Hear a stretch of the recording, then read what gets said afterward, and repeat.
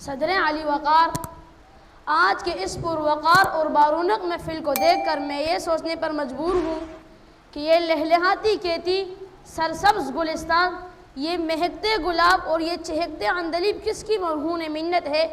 حالانکہ 1400 سال پہلے انسانیت کا گلستان بالکل ویران اور اجڑا ہوا نظر آتا ہے، جہاں نہ تو کوئی کھلی کھلتی اور نہ کوئی بلبل چہکتا ہے۔ یہ عظیم کارنامہ کس کا ہے؟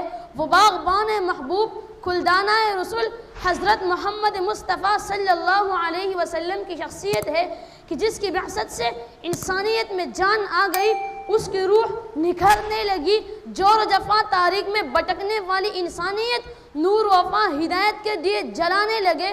تو شاعر انسانیت پر ترس کھاتے ہوئے یوں گویا ہوتا ہے کہ درخشانی نے تیرے قطروں کو دریا کر دیا، کہ درخشانی نے تیرے قطروں کو دریا کر دیا، آنکھ کو بنا کر دیا، دل کو زندہ کر دیا۔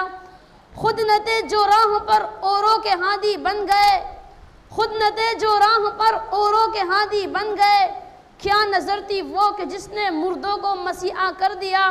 صدر علی وقار آپ صلی اللہ علیہ وسلم کی حیات مبارکہ، سیرت طیبہ انسانیت کے لیے کامل اسوہ حسنہ اور ضابط حیات ارشاد خداوندی ہے۔ زندگی کا کوئی ایسا پہلو نہیں رہتا جس میں آپ کی کامل رہنمائی موجود نہ ہو۔ آپ کے اخلاق کیسے تھے؟ کان خلقہ القرآن، آپ انسانی اخلاق کی درستگی ہی کے لیے مبعوث ہوئے۔ آپ برائی کا بدلہ اچائی سے دیتے اور یہی تعلیم اپنی امت کو دیتے ہوئے فرمایا، صل من قطعک، جو تم سے ناتا توڑے تم ان سے ناتا جوڑو، واعف عمن ظلمک، جو تجھ پر ظلم کرے اسے معاف کر دو، واعط من حرمک، جو تجھے محروم رکھے اسے عطا کرو۔ غرض یہ کہ آپ کی سیرت کمال الصفات کا مجموعہ ہے۔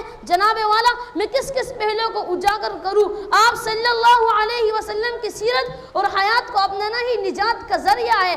آج کا مسلمان ایمان کا دعویٰ تو کرتا ہے، حب نبی کا دعویٰ تو کرتا ہے، مگر اس نادان کو یہ پتہ نہیں کہ اس کا نبی کیا فرما گیا، لا یؤمن احدکم حتی یکون ہواہ تبعا لما جئت بہ۔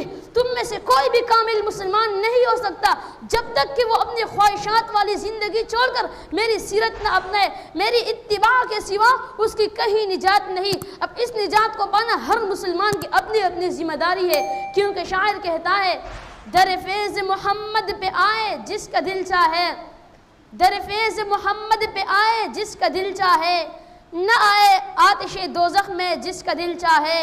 مریضان گناہ کو دو خبر فیض محمد کی، مریضان گناہ کو دو خبر فیض محمد کی، بلا قیمت دوا ملتی ہے آئے جس کا دل چاہے، بلا قیمت دوا ملتی ہے آئے جس کا دل چاہے۔